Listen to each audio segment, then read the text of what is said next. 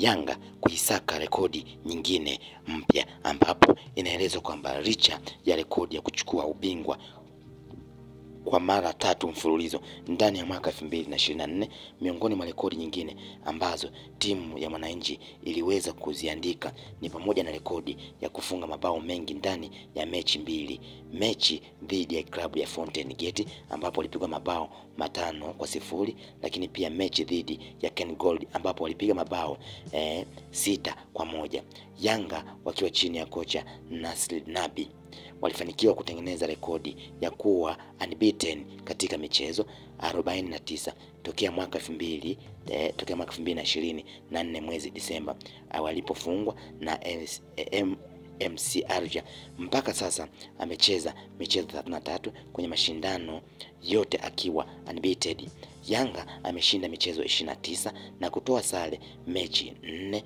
Mchezo pekee ambao angefanikiwa kuvunja unbeaten hiyo alikuwa ni Vitalis Mayanga wa Mbeya City. Kwa muendelezo huu wa kutofungwa, wakifanikiwa kuendelea nao ndani ya michezo ya 16, Wananchi Yanga watafanikiwa kufikia rekodi yao walioiweka 2024 chini ya kocha Nabi.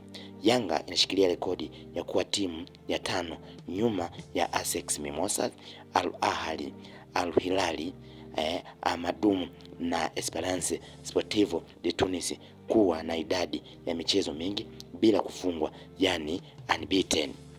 Hivyo Yanga kama wataweza kushikilia hiyo rekodi ya kutokufungwa takriban michezo 16 ambayo ipo mbele yao, basi wataweza kushikilia hiyo rekodi na walioiweka wao wenyewe kwa kucheza michezo 49 bila kufungwa, ambayo hiyo iliweza kuvunjwa mwaka 2024 pale ambapo waliweza kufungwa na timu ya EF FC, ambapo timu hiyo iliweza kuwatibulia unbeaten ambayo wao walitaka kutimiza mechi 50 bila kufungwa. Lakini mpaka sasa toka waliofungwa na MC Alger mpaka sasa wamecheza michezo 33 kwenye mashindano yote wakiwa ni unbeaten, yani huku wakiwa hawajafungwa, ila wamefanikiwa tu kutoa sare takriban 4. Hivyo kwa kufanya hivyo watakuwa wameweka rekodi yao wao wenyewe kama wataweza kuruhusu, kama hawataruhusu kufungwa kwa mechi 14 zijazo.